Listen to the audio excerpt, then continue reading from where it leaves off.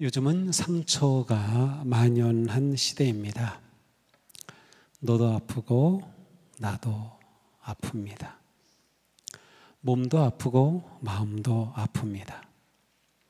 많은 경우 마음의 상처는 몸의 질병이 됩니다. 상처를 제대로 치유하지 않으면 마음이 죽어가고 몸의 병도 깊어집니다. 소셜 네트워크, SNS가 삶의 방식이 된 요즘, 오히려 마음의 상처가 더 깊어지고 상처받을 일이 더 많아졌습니다.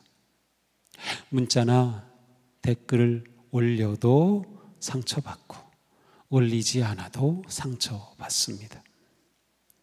때로는 사람을 무자비하게 공격하는 악성 댓글이 이 세상의 골칫거리입니다. 블로그나 인스타그램, 페북과 카톡까지 많은 사람들이 아주 쉽게 연결될 수 있고 참여할 수 있기에 사람의 관계가 더 가까워질 줄 알았습니다. 그런데 오히려 관계가 깨지고 왕따 당하고 상처받는 일이 더 많아졌습니다. 가끔은 악성 댓글로 인해서 죽음에 이르는 연예인들도 있는 것을 봅니다. 마음의 상처는 겉으로는 잘 드러나지 않아서 어떤 사람은 저 사람은 참 아무 상처도 없겠지 하겠지만 우리 가운데 상처 없는 사람은 한 사람도 없습니다. 누구에게나 크고 작은 많은 상처들이 있습니다. 상처 없는 세상에서 살기 원한다면 아마도 저 사막에 있는 이집트의 수도원에 가야 하지 않을까요? 그런데 수도사들이 남긴 글을 보니까 수도원에서도 상처가 많더라고요. 그러니까 이 세상에 상처 없는 곳은 없습니다. 딱 한 군데 저는 알아요.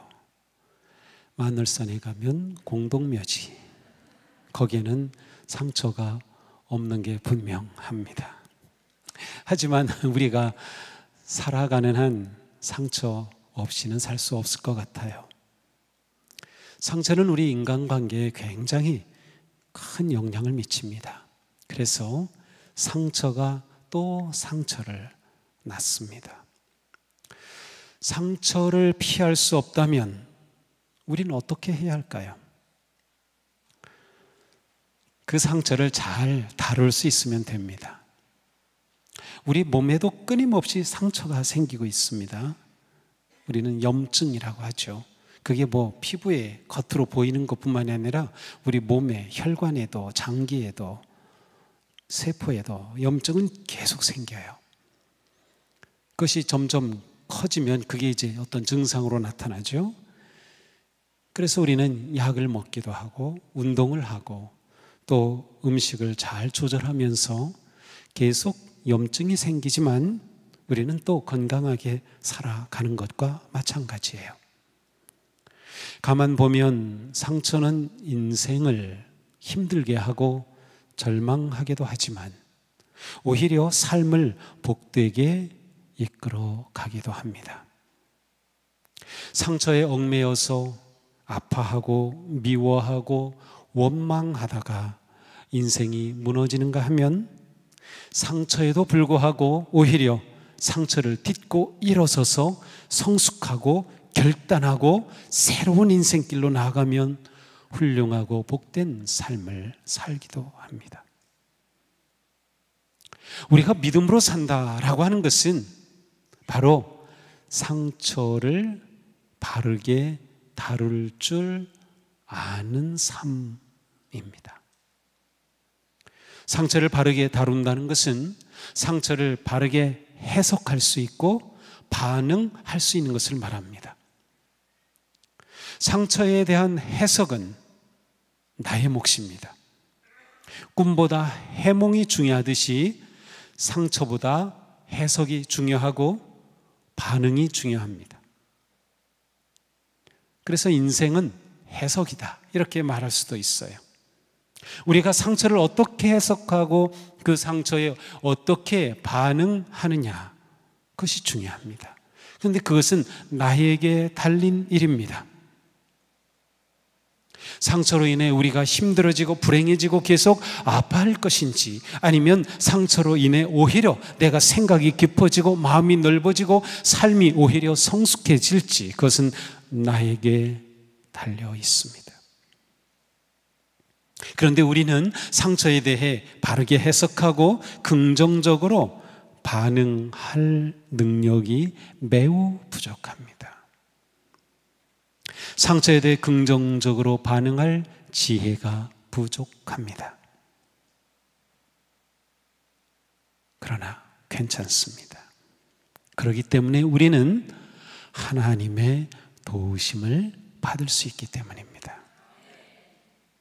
예레미야는 외칩니다. 나의 백성, 나의 딸이 채찍을 맞아 상하였기 때문에 내 마음도 상처를 입는구나. 예레미야의 외침은 바로 하나님의 마음입니다.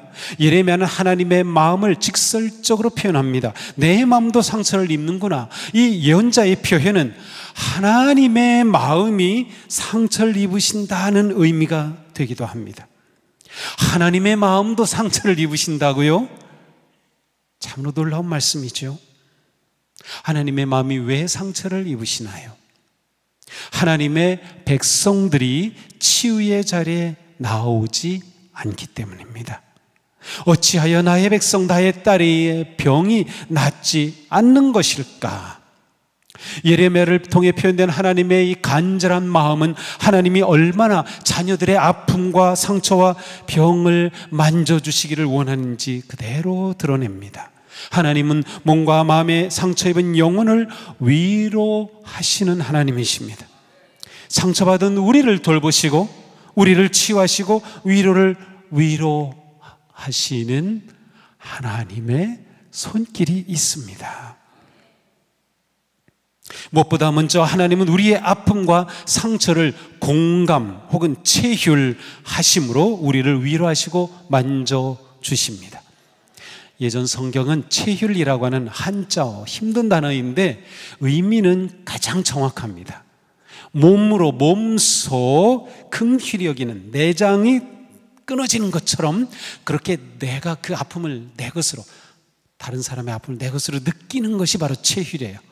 바로 그렇게 하나님이 우리의 상처를 느끼신다는 겁니다.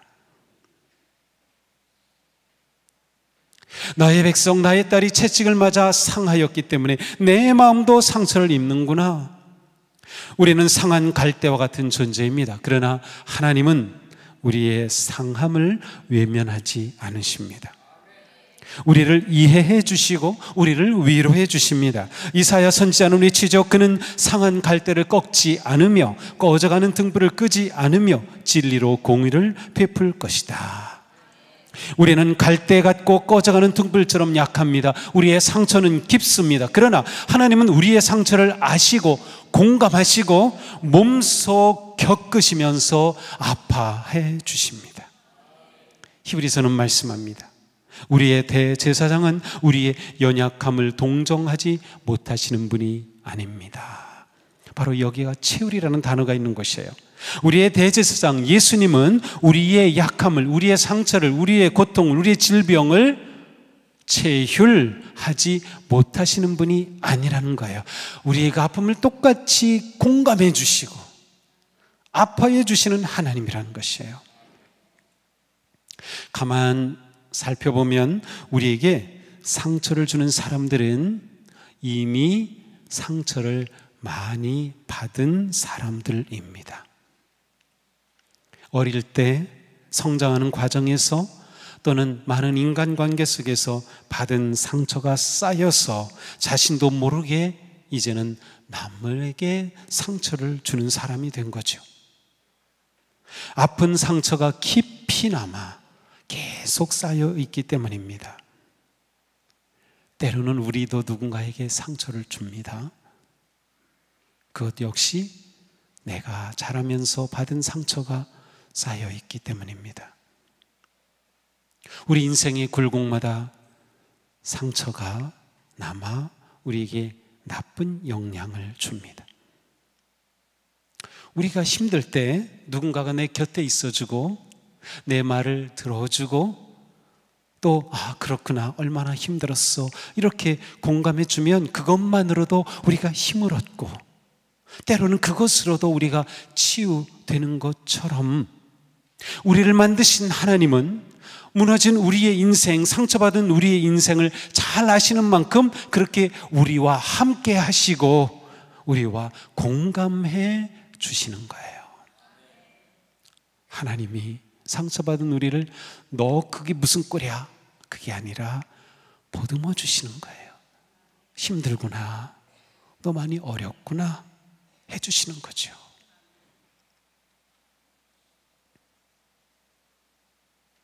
이렇게 우리를 아시고 공감하시는 하나님은 우리의 상처를 만지고 고쳐주십니다. 예언자는 외치죠. 길앗에는 유향이 떨어졌느냐, 그곳에는 의사가 하나도 없느냐, 어찌하여 나의 백성, 나의 딸의 병이 낫지 않는 것일까? 하나님은 의사가 있는데 왜 상처를 치유하지 못하고 있느냐고 말씀하시는 거예요. 하나님은 상처를 치유하는 길앗의 유향이 있는데 왜 그 상처가 낫지 않느냐고 하시는 겁니다. 하나님은 이미 의사를 주셨고 길앗의 유향을 주셨어요. 그곳으로 나오면 상처가 낫는 것인데 말이죠. 이 예언자가 외치는 길앗의 유향, 의사는 지금 우리에게 예수 그리스도이십니다. 우리를 치유할 유향은 예수 그리스도이십니다. 예수님은 우리의 상처를 아시고 우리의 아픔을 아십니다. 예수님 자신이 말할 수 없는 상처를 받으셨고 아픔을 겪으셨기 때문에 우리의 아픔을 공감하시고 치유를 하시는 분이셔요. 이사야는 길앗의 유향이신 예수님에 대해 이렇게 예언하였습니다. 그가 찔린 것은 우리의 허물 때문이고 그가 상처를 받은 것은 우리의 약함 때문이라. 그가 징계를 받음으로 우리가 평화를 누리고 그가 매를 맞음으로 우리의 병이 나았다. 누가복음을 보면 누가복음에서는 예수님이 복음 선포를 처음 시작하시는 장면이 다릅니다. 나사렛 회당에서 복음 선포를 시작하셔요. 그런데 이때 예수님은 바로 이사야서의 말씀을 그대로 인용하십니다.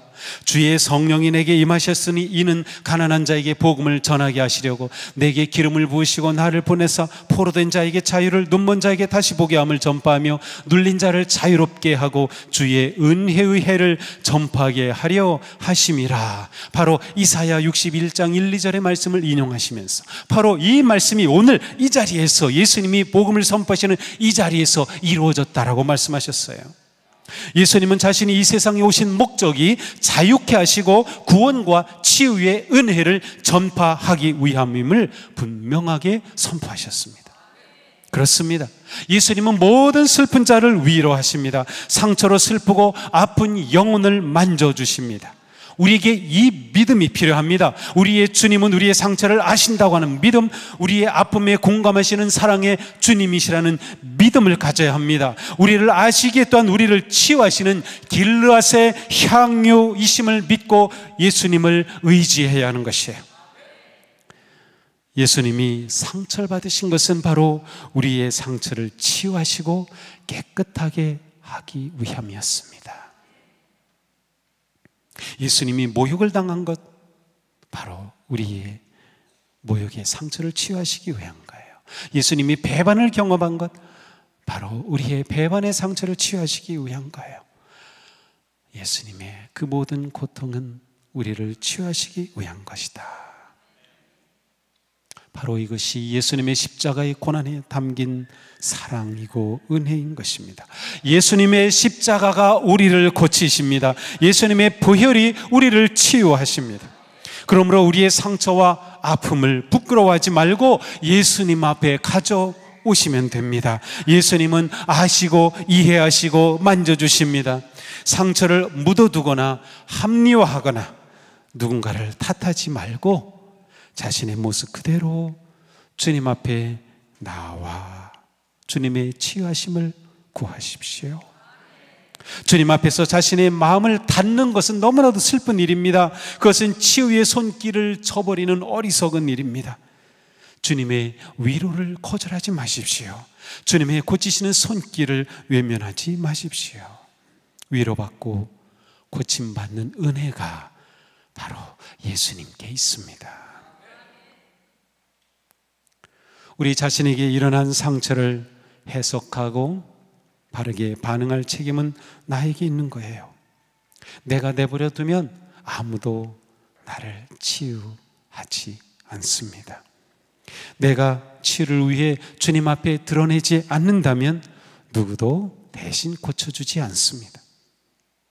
비록 다른 사람이 내게 준 상처이지만 치유는 나에게서 시작이 됩니다. 그러므로 주님을 의지하고 주님을 신뢰하며 주님께 상처를 내어드리는 겁니다. 하나님이 나를 사랑하심을 믿는다면 주님의 치유하심을 신뢰하며 주님께 나아가십시오. 주님께 손을 내미십시오. 우리는 주님의 마음과 치유하시는 그 사랑으로 상처를 해석하고 믿음으로 반응할 수 있는 겁니다. 우리 찬송 472장 잘 모르시는 찬송일 텐데요, 한번 새로 배우면서 한번 불러보겠습니다.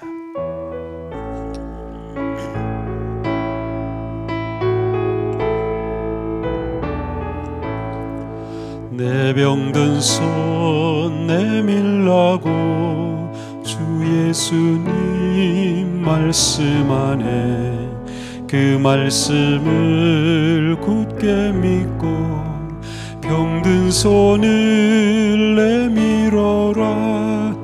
옛날같이 오늘날도 주 권능이 크시오니 전능하신 권능으로 병든 내 몸 고치시리.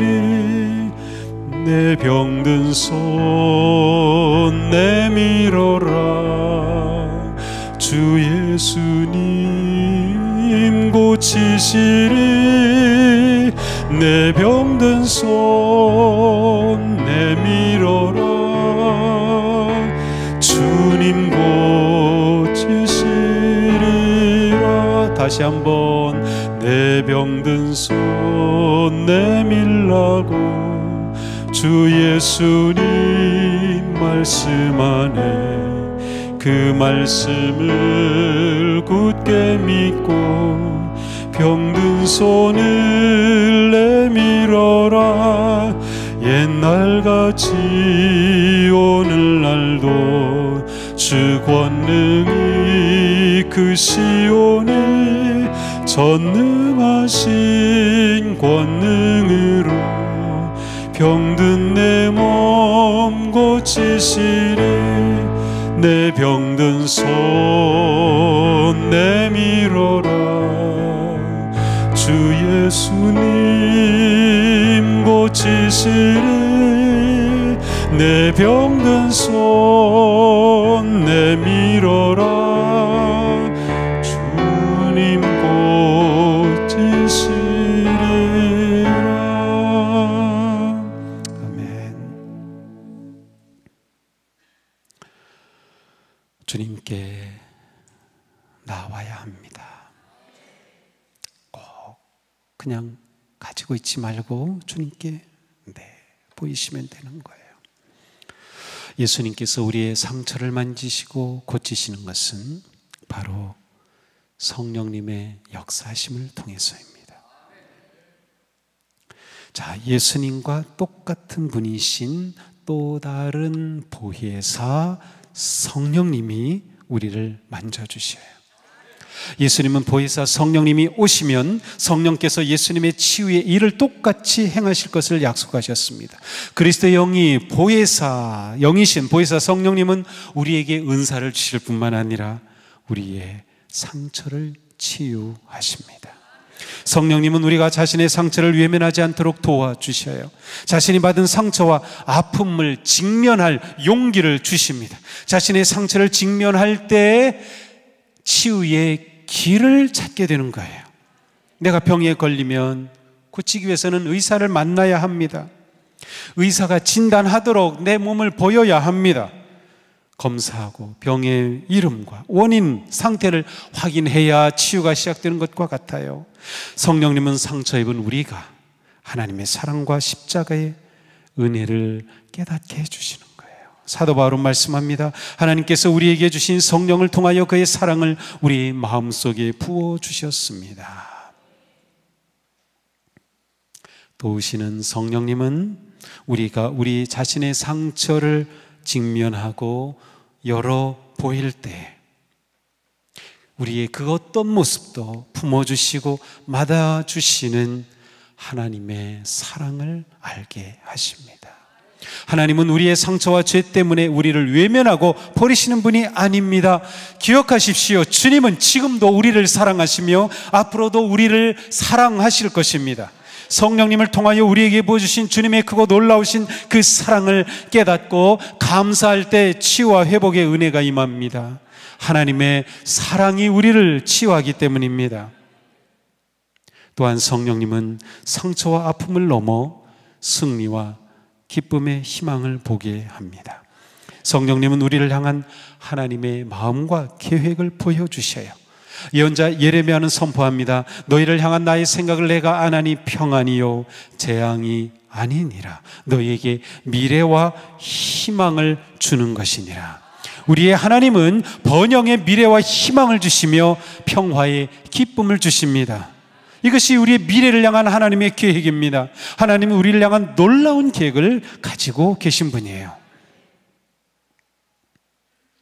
이사야 예언자는 선포했습니다. 주 여호와의 영이 내게 내리셨으니 이는 여호와께서 내게 기름을 부으사 가난한 자에게 아름다운 소식을 전하게 하려 하심이라. 나를 보내사 마음이 상한 자를 고치시며 포로된 자에게 자유를, 갇힌 자에게 노임을 선포하며 여호와의 은혜의 해와 우리 하나님의 보복의 날을 선포하며 모든 슬픈 자를 위로하되 무릇 시온에서 슬퍼하는 자에게 화관을 주어 그 죄를 대신하며 기쁨의 기름으로 그 슬픔을 대신하며 찬송의 옷으로 그 근심을 대신하시고 그들이 의의 나무 곧 여호와께서 심으신 그 영광을 나타낼 자라 일컬음을 받게 하려 하심이라. 이 놀라운 은혜가 오늘 우리에게 임하기를 축복합니다. 하나님은 상처받은 마음을 고쳐주십니다. 하나님은 상처로 포로된 자를 자유케 하십니다. 하나님은 상처에 갇혀있는 영혼을 석방하여 주십니다. 상처로 슬퍼하는 사람을 위로하십니다. 죄 대신 화관을 씌워주십니다. 슬픔 대신 기쁨의 향유를 발라주십니다. 근심 대신 찬송의 옷을 입혀주십니다. 슬퍼하는 자에게 화관을 씌워주십니다. 사랑하는 성도님, 상처 너머에 있는 하나님의 이 놀라운 치유와 회복의 기쁨과 영광을 바라보시기 바랍니다. 성령님을 통해 주시는 사랑과 위로와 희망은 우리의 마음을 열어 더 나아가서 내게 상처 준 자를 용서하게 합니다. 주님은 우리를 용서하심으로 상처를 치유하여 주셨습니다. 우리도 용서할 때 상처는 마침내 아름답게 아뭅니다. 용서하지 못하면 상처는 치유되지 않고 계속 덧납니다. 상처는 용서로 아물기 때문입니다. 용서는 내게 상처를 준 사람과 상관없이 내가 할 수 있는 거예요. 그 사람이 나한테 와서 나 잘못했어 그래야만 용서하는 게 아니고요, 용서는 그 사람이 자기가 한 거 모르는 채 그냥 있어도 내가 할 수 있어요.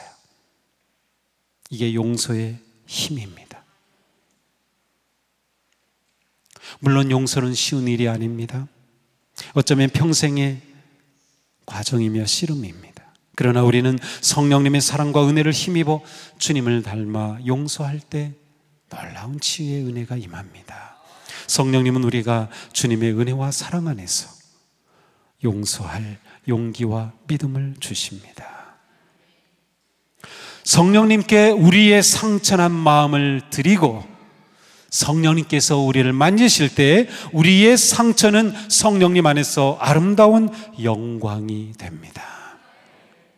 성령님의 은혜와 사랑의 부으심으로 치유하실 때 우리는 상처를 넘어 하나님의 계획을 발견하며 상처에 담긴 숨은 보석을 찾게 됩니다. 상처는 사랑과 영광의 증거가 될 수 있습니다. 성령님이 상처를 만져주실 때 우리의 상처는 우리를 더욱 성숙하게 합니다. 하나님은 상처조차 낭비하지 않으십니다. 치유된 상처는 우리를 향기로운 존재가 되게 합니다. 향기로운 그리스도인들을 만나신 적이 있나요? 당신 곁에 향기로운 그리스도인이 있나요? 그렇다면 향기로운 그분은 상처가 치유된 그리스도인입니다. 하나님은 상처받은 자를 만져주시고 맞아주시고 위로하시고 치유하여 주십니다. 그러니 위로의 주님을 꼭 붙잡으십시오. 위로의 성령님을 의지하십시오. 우리는 상처 있으나 치유받은 거룩한 성도가 될 것입니다. 이것이 성도의 영광이고 소망입니다. 이것이 하나님의 뜻입니다. 상처가 향기로운 영광으로 빛나는 승리의 그날을 향해 한 걸음 한 걸음 나아가는 믿음의 순례길에 주님의 은총이 가득하기를 축복합니다.